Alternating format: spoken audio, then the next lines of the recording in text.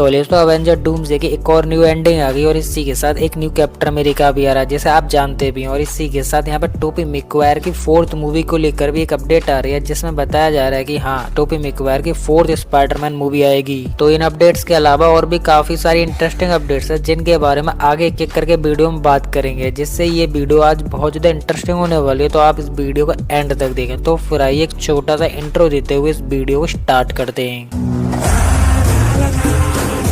तो सबसे पहले बात करते हैं इनसाइडर की तरफ से आने वाली इस न्यू अपडेट के बारे में, जिससे इनसाइडर ने इस अपडेट को पब्लिश करा है कि अवेंजर डूम्सडे में क्रिस इवांस के अलावा भी एक न्यू कैप्टन अमेरिका आ रहा है। और ये जो न्यू कैप्टन अमेरिका आ रहा है ये आ रहा है वॉइड में। एक्चुअली मैं यहाँ पर उस वॉइड की बात कर रहा हूँ जो कि हमें डेडपूल एंड वुल्वरीन में देखने के लिए मिला था, जिससे यही सेम वॉइड हमें अवेंजर डूम्सडे में भी देखने के लिए मिलेगा, जिससे यहाँ पर हमें न्यू कैप्टन अमेरिका भी देखने के लिए मिलेगा। जिससे तुम्हें ये वाली बात तो पता होगी कि वॉइड में हर सुपर हीरोज के अदर और वेरिएंट्स थे और इसी वजह से वॉइड में कैप्टन के भी काफी सारे और अदर वेरिएंट्स थे, जिनमें एक बग्गी बांस वाला भी कैप्टन अमेरिका था। और ये बग्गी वाला कैप्टन अमेरिका इसलिए आ रहा है क्योंकि फैंस ये चाह रहे थे कि फैल्कन कैप्टन ना बनने की बजाय बल्कि बग्गी कैप्टन बनना चाहिए था, क्योंकि बग्गी एक कैप्टन बनने के लिए केपेबल भी था और वर्दी भी था। और यहाँ पर फैल्कन को कैप्टन से हटाने की बात इसलिए निकल कर आ रही है क्योंकि fans as a captain Falcon को पसंद नहीं कर रहे। और दूसरी बात ये कि फैल्कन एज अ कैप्टन बनने के लिए केपेबल नहीं है। हाँ वो बात अलग है कि फैल्कन ने कैप्टन बनने के लिए बहुत मेहनत करी है, बट एक्चुअली वो कैप्टन नहीं बन सकता है। और वो इसलिए क्योंकि फैल्कन के पास ना तो बेहतरीन फाइटिंग स्किल्स है, ना ही उसके पास सुपर सोल्जर सीरम है, जिससे उसके पास जो फाइटिंग स्किल्स है वो गले के गुंडों या फिर छोटे मोटे चोर उचक्कों को मार सकता है। जिससे तुम यहाँ खुद इमेजिन करो कि फैल्कन एज अ कैप्टन के सामने कोई सुपर लेवल का विलन आ जाता है तो कैप्टन उसे फीट कैसे करेगा। जिससे फैल्कन ने captain America the brand new day में एक बात बोली थी जो कि बहुत इंपॉर्टेंट थी, जिससे फैल्कन ने यहाँ पे ये बोला था कि मुझे सुपर सोल्जर सीरम ले लेना चाहिए था, एक्चुअली मना नहीं करना चाहिए था।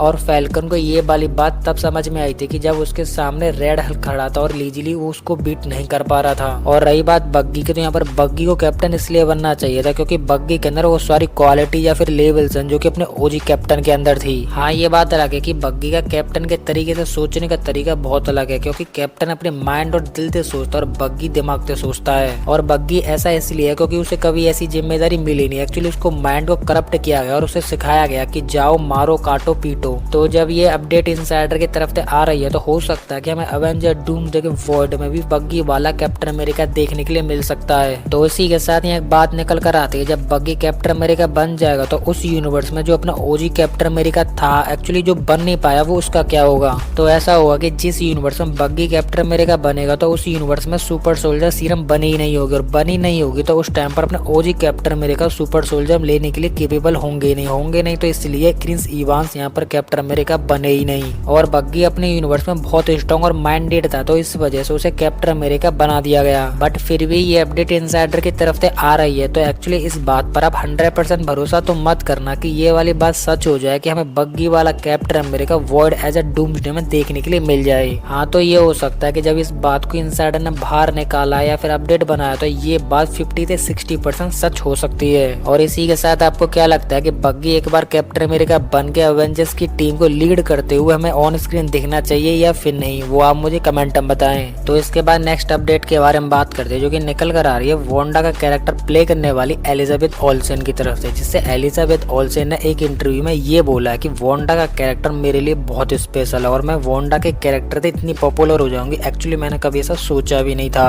और इसी के साथ एलिजाबेथ ओल्सेन ने इस इंटरव्यू में इनडायरेक्ट ये बोला कि जो आप पहले वांडा देखते आ रहे थे वो आपको अवेंजर डूम्सडे में नहीं दिखेगी, पूरी तरह से आपको न्यू वांडा दिखेगी और पूरी तरह से डिफरेंट वांडा दिखेगी। जिससे एलिजाबेथ ओल्सेन ने इनडायरेक्टली यहाँ पर ये बोल दिया कि जो पहले वांडा थी जिसने doctor strange multiverse of the madness ने अपने आप को टेम्पल के नीचे अपने आप को दबाकर टपका लिया, एक्चुअली वो वांडा यहाँ नहीं आ रही है और ये इनडायरेक्टली है। और ये वाली बात सच भी है क्योंकि कुछ टाइम पहले ये अपडेट निकल कर आ रही थी कि वांडा का जो वेरिएंट है वो कोई और वेरिएंट निकल कर आएगा कि एक्चुअली वो एक्समैन कैरेक्टर्स की तरफ से आएगी मैग्नेटो की डॉटर बन के। जिससे वांडा अब इतनी ओवर पावर्ड है तो वो मैग्नेटो की डॉटर बन के आ जाएगी तो तुम खुद इमेजिन कर सकते हो कि वांडा कितनी पावरफुल हो जाएगी। अब ये है कि वांडा किसी भी कैरेक्टर में वापस आ जाए बट एलिजाबेथ ओल्सेन एवेंजर डूम्सडे में हमें ऑन स्क्रीन दिख जाए। तो इसके बाद अब बात करते हैं डूम्सडे एंड सीक्रेट वॉर के एक मैसेज अपडेट के बारे में। और ये अपडेट निकल कर आ रही है इनसाइडर के जेम्स मैक की तरफ से। तो इन्होंने अपनी अपडेट में ये लिखा है कि जब डॉक्टर डूम अपने यूनिवर्स एंड मल्टीवर्स के इवेंट्स को क्लियर करने निकलेगा, जैसे इंकर्जन्स को डिस्ट्रॉय करने निकलेगा, मल्टीवर्स को तबाह कर देगा और जितने भी सुपर हीरोज के रास्ते में आएंगे उन सभी को खत्म कर देगा। तो एक्चुअली में ये चीजें उनके लिए बहुत इंपॉर्टेंट रहेंगी, जिससे डॉक्टर डूम यहाँ पर अपने गोल्स में सक्सेसफुल हो जाएगा। बट इसके बाद डॉक्टर डूम अपना बैटल वर्ल्ड क्रिएट करेगा और बैटल वर्ल्ड में जितने भी डॉक्टर डूम के अपोजिट सुपर हीरो होते जो कि उससे फाइट कर रहे थे, उसे किल करना चाह रहे थे और एक्चुअली में उसे रोकना चाह रहे थे, वो डॉक्टर डूम के सामने झुकेंगे और उसकी तारीफ करेंगे।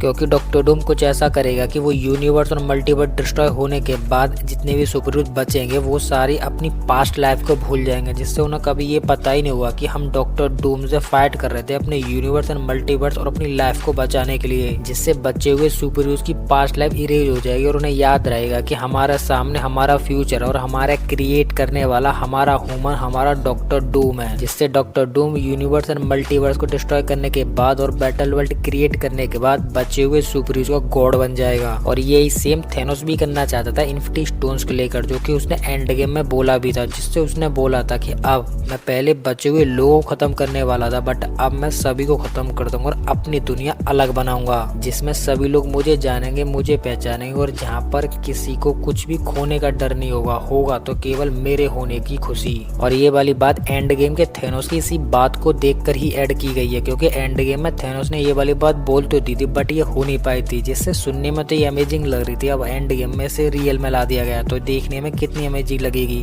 बट इसी के साथ ऐसा भी नहीं है कि सभी लोग अपनी पास्ट की लाइफ भूल जाएंगे और उन्हें कुछ भी याद नहीं होगा। कुछ कैरेक्टर्स होंगे, मतलब मे भी कुछ कैरेक्टर्स होंगे जिन्हें अपनी पास्ट की लाइफ याद होगी और डूम के साथ फाइट भी याद होगी। सेम ऐसे ही जैसे इन्फिनिटी वॉर में थेनोस ने हाफ पॉपुलेशन को स्नैप से गायब कर दिया था बट बची हुई हाफ पॉपुलेशन को पता था कि एक्चुअली में हुआ क्या है और उन सभी ने ऐसे तिकड़म लगाए कि उन्होंने फिर से बची हुई हाफ पॉपुलेशन को वापस ला लिया। और यही same battle world and doctor Doom के साथ होगा, जिनमें से कुछ कैरेक्टर्स होंगे जिन्हें सब कुछ पता होगा और वो बैटल क्रिएट करेंगे और बचे हुए सुपर हीरो जो कि अपनी याददाश्त भूल चुके उन्हीं को वापस लाएंगे और इन्हीं के साथ बैटल वर्ल्ड क्रिएट करके डॉक्टर डूम को खत्म कर देंगे। जिससे ये थ्योरी और अपडेट सुनने में तो बहुत अमेजिंग लग रही है और ये एंडिंग बहुत इंटरेस्टिंग लग रही है, जिससे ये अवेंजर डूम्सडे के एंड में होगी और इसी से सीक्रेट वॉर की स्टार्टिंग होगी। तो इसी के साथ यहाँ नेक्स्ट अपडेट के बारे में बात करते हैं जो कि निकल कर आ रही है ब्लैक पैंथर की तरफ से, जिससे ब्लैक पैंथर हमें अवेंजर डूम्सडे में देखने के लिए तो मिलेगा बट ये फ्यूरी वाला ब्लैक पैंथर नहीं होगा बल्कि ये अदर यूनिवर्स का होगा और अदर कैरेक्टर होगा। जिससे मार्वल इस न्यू ब्लैक पैंथर को सबसे पहले अवेंजर डूम्सडे में दिखाएगा और ये देखेगा कि ये ब्लैक पैंथर किस तरीके से अपने कैरेक्टर को कैरी करता है और परफॉर्म करता है। जिससे ये new black panther Avenger doomsday में फैंस को पसंद आ जाता है तो यहाँ पर रिप्लेस कर दिया जाएगा फ्यूरी को, जिससे फ्यूरी वाली मूवी ब्लैक पैंथर के साथ रिप्लेस हो जाएगी।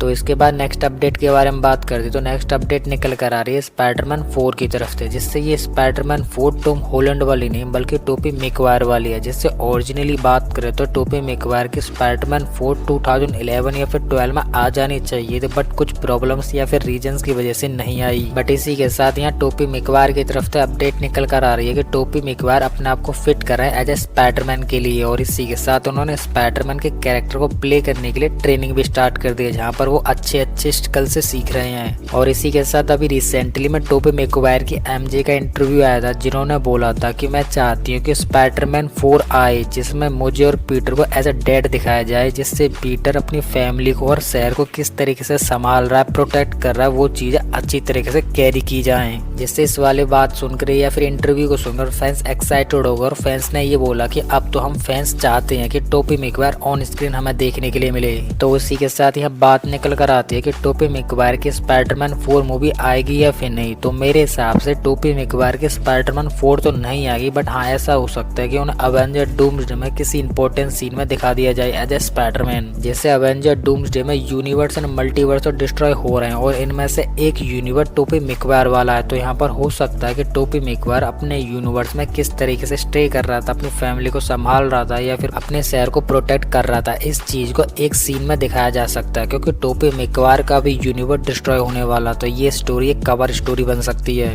और ये सीन एक इम्पोर्टेंट सीन हो जाता है क्योंकि टोबी मैगवायर की यूनिवर्स डिस्ट्रॉय होने पर और उनके लास्ट गुड बाय बोलने पर। और आपको क्या लगता है कि टोबी मैगवायर की स्पाइडरमैन 4 मूवी आनी चाहिए या फिर नहीं, या फिर ऐसा हो कि वो हमें ऑन स्क्रीन दिख जाए बस आप उसी चीज में खुश हो जाएंगे? तो इस चीज के बारे में आप मुझे कमेंट में बताएं। तो यही थी वो सभी अपडेट्स जिनको मैंने आपको काफी अच्छी तरीके से एक्सप्लेन करने की पूरी कोशिश की और फिर भी मैं यहाँ पर किसी भी अपडेट को मिस कर देता हूँ तो वो आप मुझे कमेंट में बता सकते हो जिससे मैं अपनी नेक्स्ट वीडियो में कवर कर लूंगा। तो उसी के साथ अब ये वीडियो खत्म होने वाली और आपको हमारी ये इंटरेस्ट इंटरेस्टिंग वीडियो पसंद आए तो लाइक कर देना। और इसी के साथ आप इस चैनल पर नए हैं तो चैनल को सब्सक्राइब कर लें, और सब्सक्राइब करने के साथ साथ हमारे इस बेल आइकन को भी ऑल पर सेट कर लें, जिससे कि आपको हमारे इस चैनल की किसी भी नई वीडियो की अपडेट इजीली मिल सके। तो इसी के साथ मैं इस वीडियो को यहीं पे एंड करता हूँ। तो आप हंसते रहिए, मुस्कुराते रहिए और अपनी फैमिली के साथ खुश रहिए। तो मैं मिलता हूँ आपको किसी और ऐसी हमारी मजेदार वीडियो में, तब तक के लिए गुड बाय।